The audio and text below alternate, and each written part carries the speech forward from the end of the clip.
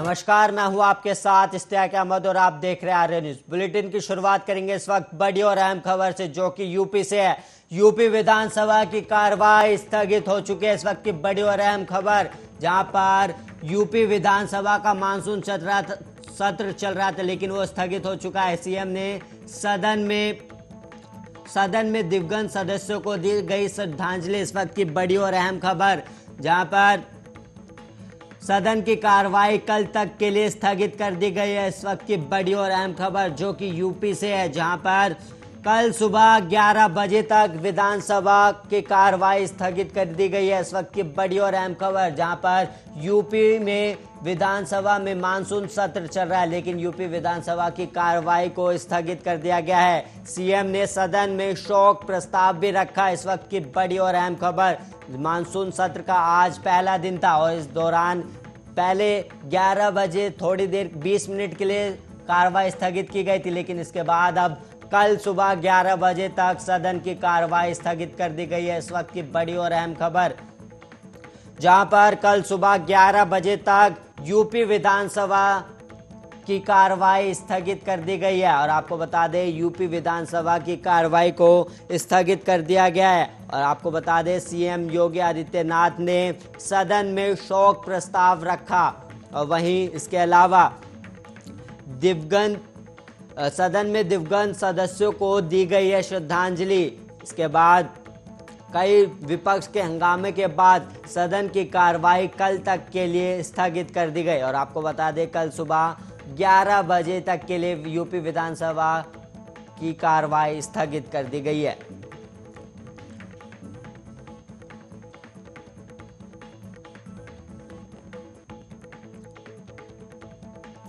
और वहीं इस वक्त एक और बड़ी खबर सामने आ रही है पेगासस को लेकर। इस वक्त की बड़ी खबर, पेगासस मामले में सुप्रीम कोर्ट में हुई सुनवाई और याचिकाओं पर केंद्र सरकार को नोटिस जारी। और वहीं आपको बता दें, सुप्रीम कोर्ट में 10 दिन बाद मामले में होगी सुनवाई। इस वक्त की बड़ी और अहम खबर, जहां पर पेगासस मामले में सुप्रीम कोर्ट में सुनवाई हुई और इस दौरान याचिकाओं पर केंद्र सरकार को नोटिस जारी किया गया है। सुप्रीम कोर्ट की तरफ से केंद्र सरकार से जवाब मांगा गया है। और आपको बता दें, सुप्रीम कोर्ट में 10 दिन बाद मामले की फिर से सुनवाई होगी। और पेगासस ऐसा मुद्दा है जहां पर लगातार विपक्ष केंद्र सरकार पर हमलावर था और इसको लेकर आज पेगासस मामले में सुप्रीम कोर्ट में सुनवाई हुई, जिसके बाद पेगासस मामले में सुप्रीम कोर्ट ने केंद्र सरकार से जवाब मांगा है और याचिकाओं पर केंद्र सरकार को नोटिस जारी किया गया। इस वक्त की बड़ी और अहम खबर, जहां पर सुप्रीम कोर्ट में 10 दिन बाद मामले में फिर से सुनवाई होगी। आपको बता दें, पेगासस से जुड़ी इस वक्त की बड़ी और अहम खबर, जहां पर सुप्रीम कोर्ट में पेगासस मामले को लेकर सुनवाई हुई और इसमें सुनवाई के दौरान कोर्ट ने केंद्र सरकार से जवाब मांगा। और इसके अलावा आपको बता दें, सुप्रीम कोर्ट में 10 दिन बाद फिर से पेगासस मामले पर सुनवाई होगी।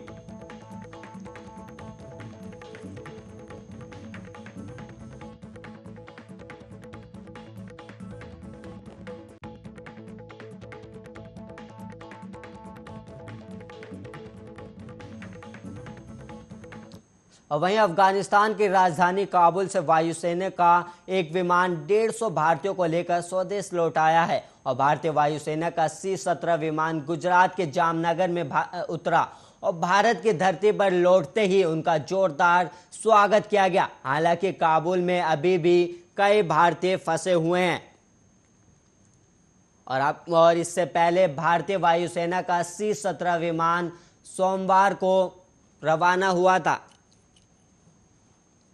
और अफगानिस्तान से कुछ कर्मियों को लेकर भारत लौटा था। और मंगलवार को दूसरा विमान भारत आया है। और वतन वापसी होते ही जामनगर एयरबेस पर भारतीयों ने भारत माता की जय और वंदे मातरम के नारे भी लगाए हैं। इस वक्त की बड़ी और अहम खबर, जहां पर अफगानिस्तान में अमेरिका समर्थित सरकार के गिर जाने और देश के राष्ट्रपति अशरफ गनी के देश से भाग जाने के बाद रविवार को तालिबान ने काबुल पर कब्जा कर लिया।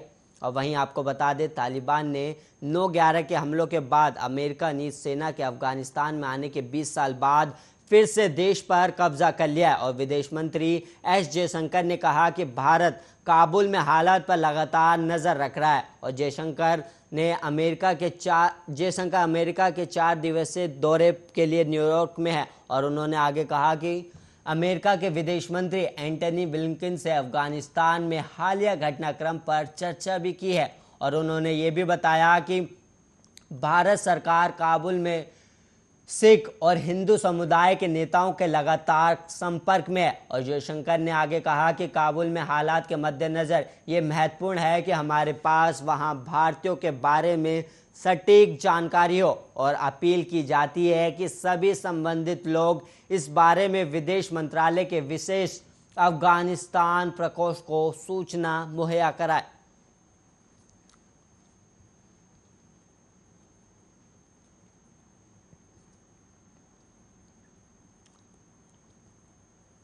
छत्तीसगढ़ के मुख्यमंत्री भूपेश बघेल की कुपोषण मुक्ति की पहल पर राज्य में सुपोषण अभियान का अच्छा असर देखने को मिला है। और वहीं मुख्यमंत्री सुपोषण अभियान के साथ बच्चों में कुपोषण दूर करने में बड़ी सफलता मिली है। राज्य में जनवरी 2019 की स्थिति में कुपोषित बच्चों की संख्या 4,33,541 थी। इनमें से मई 2021 की स्थिति में लगभग 1/32% मतलब 1,40,556 बच्चे कुपोषण से मुक्त हो गए, जो कुपोषण के खिलाफ शुरू की गई जंग में एक बड़ी उपलब्धि है। और बहुत ही कम समय में ही राज्य में कुपोषण की दर में उल्लेखनीय कमी आई है। और इसका श्रेय मुख्यमंत्री भूपेश बघेल के कुशल नेतृत्व और उनकी दूरदर्शी सोच को जाता है। और राष्ट्रीय परिवार सर्वेक्षण 4 के अनुसार प्रदेश में 5 साल से कम उम्र के 37% बच्चे कुपोषण और 15 से 49 साल की 47% महिलाएं एनीमिया से पीड़ित थी। और इन आंकड़ों को देखें तो कुपोषित बच्चों में से अधिकांश आदिवासी और दूरस्थ वनांचल इलाकों के बच्चे थे। और राज्य सरकार ने इसे एक चुनौती के रूप में लिया और कुपोषण मुक्त छत्तीसगढ़ की संकल्पना के साथ महात्मा गांधी की 150वीं जयंती से पूरे प्रदेश में मुख्यमंत्री सुपोषण अभियान की शुरुआत की। और अभियान को सफल बनाने के लिए इसमें जन समुदाय का भी सहयोग लिया गया।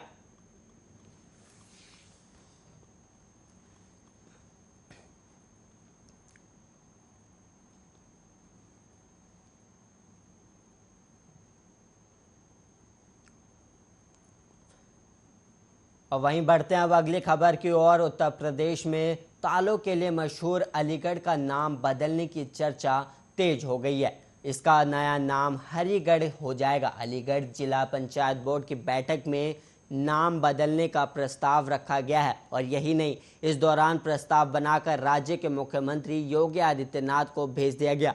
और इस बात की जानकारी अलीगढ़ जिला पंचायत के अध्यक्ष के पति शिवराज सिंह ने दिया। और वही आपको बता दें कि सोमवार को अध्यक्षता करते हुए जिला पंचायत अध्यक्ष विजय सिंह ने सभी सदस्यों, ब्लॉक प्रमुखों, विधायकों से उनके सुझाव मांगे थे। और उन्होंने कहा कि वे यथासंभव विकास कार्यों में सबका साथ और विकास के एजेंडे पर काम करेंगी।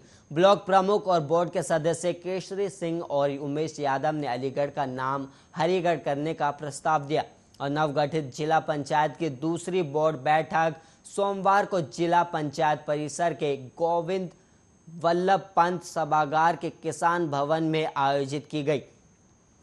और इन प्रस्तावों के अलावा जिला पंचायत सदस्यों ने धनीपुर मिनी एयरपोर्ट का नाम पूर्व सीएम कल्याण सिंह के नाम पर रखे जाने और स्व राजा बलवंत सिंह के नाम से द्वार बनवाने, एक नई चीनी मिल की स्थापना किए जाने के प्रस्ताव पर भी सहमति बनी। और इन प्रस्तावों को लेकर किसी ने भी विरोध या आपत्ति दर्ज नहीं कराई है।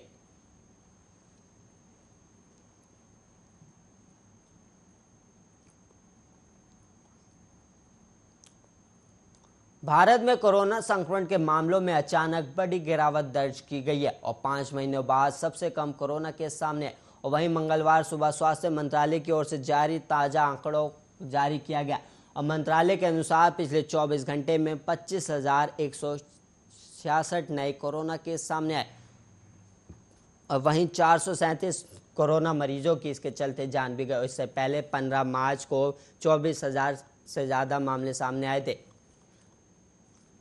और वहीं कल 12,100 एक्टिव केस कम भी हो गए। और वहीं आपको बता दें, कोरोना महामारी की शुरुआत से लेकर अब तक देश भर में कुल 3,22,50,000 लोग संक्रमित हुए हैं और इनमें से 4,32,089 लोगों की मौत हो चुकी है। और वहीं अच्छी बात यह है कि अब तक 3,14,48,000 लोग ठीक भी हुए हैं। देश में कोरोना एक्टिव केस की संख्या 4 लाख से कम है और कुल 3,69,000 लोग अभी भी कोरोना वायरस से संक्रमित है, जिनका अभी इलाज चल रहा है।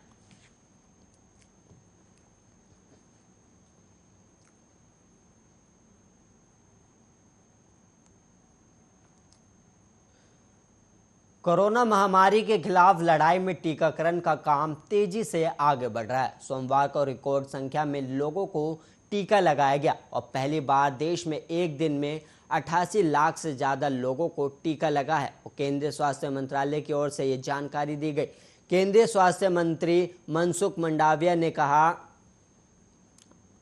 कि भारत ने कल एक दिन में 88 लाख से ज्यादा कोरोना वायरस वैक्सीन की डोज लगाकर एक दिन में सर्वाधिक वैक्सीन लगाने का रिकॉर्ड बनाया है और अब तक कुल 55,47,30,000 वैक्सीन की डोज दी जा चुकी है।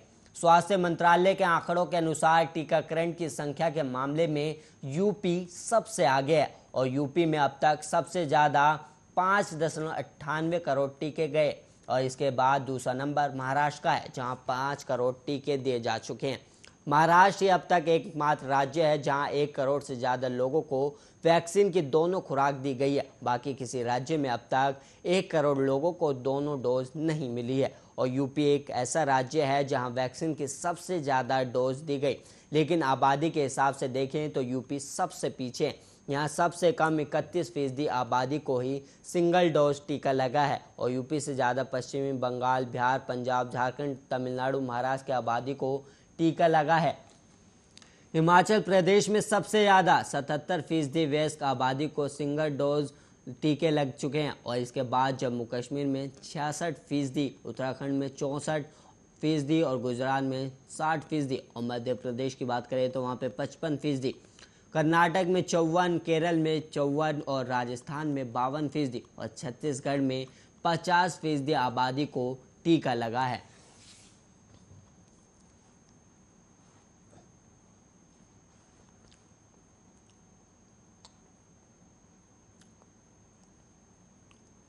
और वहीं वित्त मंत्री निर्मला सीतारमण ने सोमवार को अब तक के सबसे उच्च स्तर पर पहुंचे पेट्रोल डीजल के दाम में कमी के लिए एक्साइज ड्यूटी में कटौती से इनकार कर दिया है।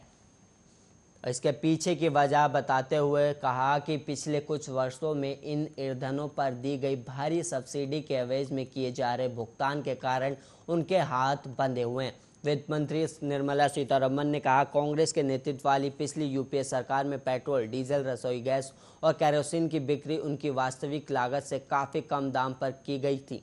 तब की सरकार ने इन ईंधनों की सस्ते दाम पर बिक्री के लिए कंपनियों को सीधे सब्सिडी देने के बजाय 1,34,000 करोड़ के रुपए के तेल बॉन्ड जारी किए थे। उस समय अंतर्राष्ट्रीय बाजार में कच्चे तेल के दाम $100 प्रति बैरल से ऊपर निकल गए थे। ये तेल बॉन्ड अब मैच्योर हो रहे हैं। सरकार इन बॉन्ड पर ब्याज भी दे रही है। और वहीं सीतारमण ने आगे कहा कि अगर मुझ पर ऑयल ब्रांड का बोझ नहीं होता तो मैं ईंधनों पर एक्साइज ड्यूटी कम करने की स्थिति में होती और पिछली सरकार ने ऑयल बॉन्ड जारी कर हमारा काम मुश्किल कर दिया है। मैं अगर कुछ करना भी चाहूँ तो भी नहीं कर सकती क्योंकि मैं काफ़ी कठिनाई से ऑयल बॉन्ड के लिए भुगतान कर रही हूँ।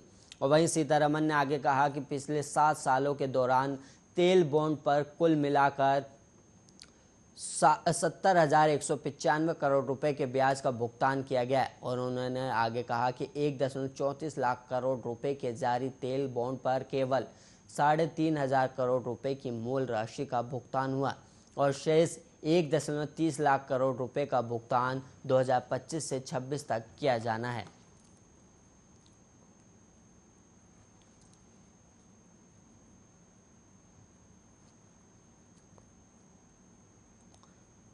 दिल्ली पुलिस के अपराध शाखा की जांच में नया खुलासा सामने आया है। आरोपी पंडित राधेश्याम ने जिंदा बच्ची को शमशान के रजिस्टर में मृत दिखा दिया और दिल्ली पुलिस ने सेना के कैमरों से मिले सीसीटीवी फुटेज के जरिए इसका खुलासा किया है। यह भी खुलासा हुआ है कि पंडित ने रजिस्टर में बच्ची की मौत का कारण नहीं लिखा हुआ और पुलिस ने पंडित राधेश्याम के 2 मोबाइल उसके घर से बरामद कर लिए। दोनों ही मोबाइल को फोरेंसिक जांच के लिए भेज दिया गया।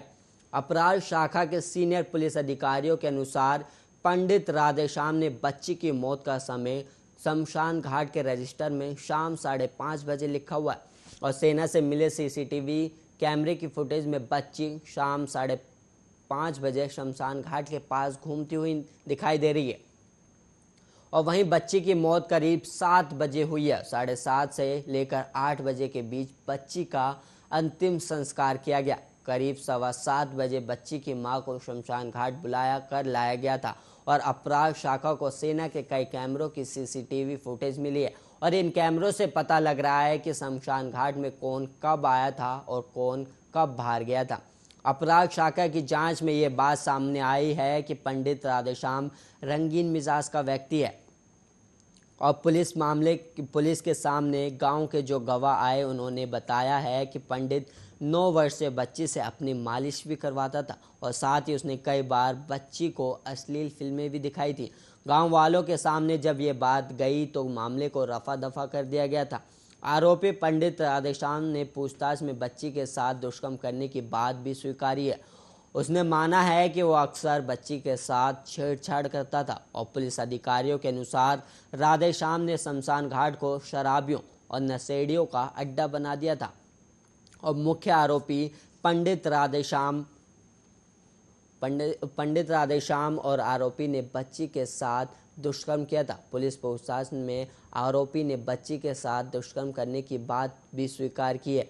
उसने एक आरोपी को शमशान घाट से बाहर भेज दिया था और कुलदीप राधेश्याम का अच्छा दोस्त था और वो अक्सर राधेश्याम के साथ शमशान घाट में रहता था। कुलदीप ने भी बच्ची के साथ दुष्कर्म किया और सलीम शमशान घाट की देखभाल करता था। वारदात के समय पंडित ने जलेबी लेने बाहर भेज दिया था। बच्ची का अंतिम संस्कार करवाने में इसने पंडित का साथ दिया और लक्ष्मी नारायण नशा करने का आदी था और लक्ष्मी नारायण शमशान घाट में बच्ची के अंतिम संस्कार के समय आया था।